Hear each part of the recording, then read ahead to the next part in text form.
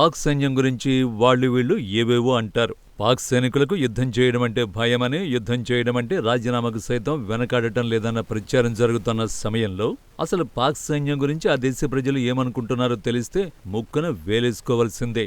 పాకిస్తాన్ సైన్యానికి అంత సీన్ లేదన్నారు అద్నాన్ సమీ. వారి గురించి తనకు తెలుసన్నాడు. తాను పాకిస్తాన్ నుంచి ఎందుకు వెళ్లాల్సి వచ్చిందో స్టార్ సింగర్ అనేకసార్లు వివరించాడు. అజర్బైజాన్ బాకు పర్యటన సందర్భంగా పాకిస్తాన్కు చెందిన యువకులకు ఆయనకు జరిగిన సంభాషణను ఎక్స్ వేదికగా వివరించాడు. బాకులోని అందమైన వీధుల్లో నడుస్తున్నప్పుడు అనేక మంది పాకిస్తానీయులు తనను కలిసిన విషయాన్ని ప్రస్తావించాడు. అయితే ఈ సందర్భంగా పాకిస్తాన్ యువత సమీని మీరు చాలా అదృష్టవంతులంటూ కితాబిచ్చిన విషయాన్ని షేర్ చేశాడు. సమీ సరైన సమయంలో పాకిస్తాన్ విడిచి వెళ్లారని అభినందించారు. తాము కూడా తమ పౌరసత్వాన్ని మార్చుకోవాలనుకుంటున్నామని ఆ యువత చెప్పిందట.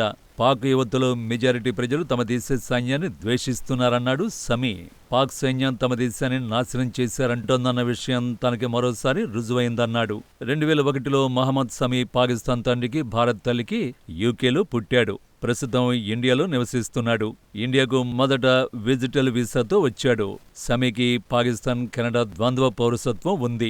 2016లో భారత పౌరసత్వాన్ని పొందాడు. అప్పటి నుండి పాకిస్తాన్ విషయంలో కఠినంగా వ్యవహరిస్తూ వస్తున్నాడు. అనేక అంశాలపై స్పష్టమైన వైఖరితో విమర్శలు గుప్పిస్తున్నాడు. 2019లో పుల్వామా, పహల్గాం దాడి నేపథ్యంలో ఆయన తీవ్రంగా స్పందించాడు.